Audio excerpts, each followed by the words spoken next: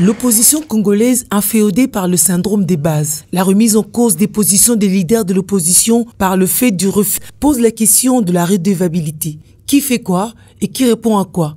Quand Félix Tshisekedi et Vital Kamerhe font flop, Martin Fayulu, le premier des guerriers du combat contre la machine à voter et le fichier électoral corrompu, ne devrait plus se battre qu'avec Freddy Matungulu, du moins du côté des candidats présidents restés en lice. Encore faudrait-il que la base de Congo-Nabisso demeure dans le rang jusqu'au bout.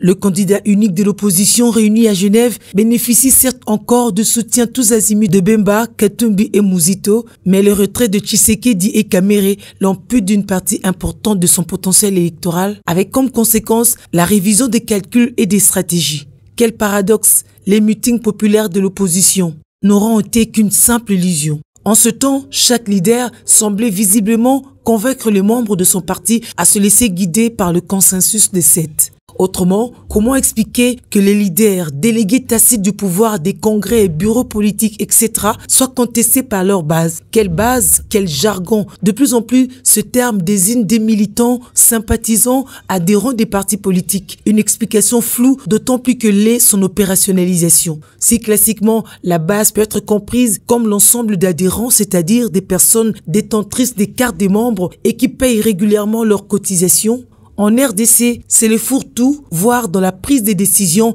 et de la remise en question. Ce qui devrait alors être pressenti comme faille dans le fonctionnement des partis politiques est perçu comme des ordres ou motifs de changement des décisions. Tshisekedi et Kamerhe en ont payé le prix fort. Mais c'est extrêmement grave, c'est très grave parce que nous avons signé cet accord à 7 et chacun a signé en âme et conscience et chacun a pris un engagement ferme de ne pas violer cet accord. Et aujourd'hui, quel signal on donne aux enfants et quel signal on donne à la population et surtout nous de l'opposition qui disons tout le temps que le pouvoir kabyliste ne respecte pas les textes. Et qui se disent leaders ont courbé les chines, se disent-ils, face aux menaces de leur base. Pour un candidat commun, bon bandate kotia ba pression et pas ba leader. Oh non, leader yoko za sima mutu wana te yenani. Oh eloko ebomaka congolais yango wana. Une pression, puis on renie la signature. Argument interprété diversement par les avertis. L'opposition plus que jamais segmentée, n'est-ce pas là une piste pour le triomphe d'Emmanuel Ramazani Shadari?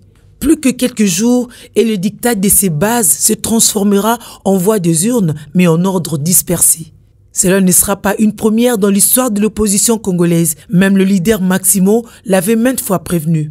Mais je crois que le débat est clos parce que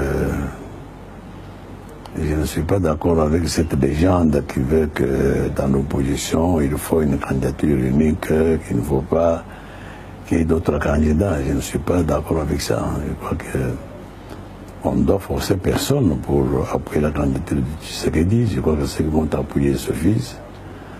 Pour ceux qui n'ont pas encore appuyé, ils ont le droit de présenter leur candidature en indépendant ou appuyé par des partis politiques. Ces mots de feu Étienne Tshisekedi Wamulumba semblent encore loin de fédérer les intérêts de ses successeurs. Pendant ce temps, les autres candidats à la présidentielle restés à Kinshasa cogitent à leur tour pour se choisir leur propre candidat commun, espérant que leur base opte pour ce choix.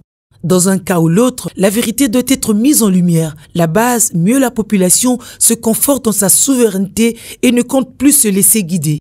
On s'attendait à ça. Martin Fayulu, ce n'était pas lui que la population attendait.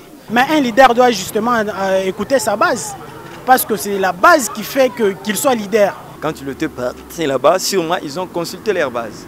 Et il fallait maintenir cette signature-là parce que c'est une empreinte qui regroupe ou qui engage la base aussi.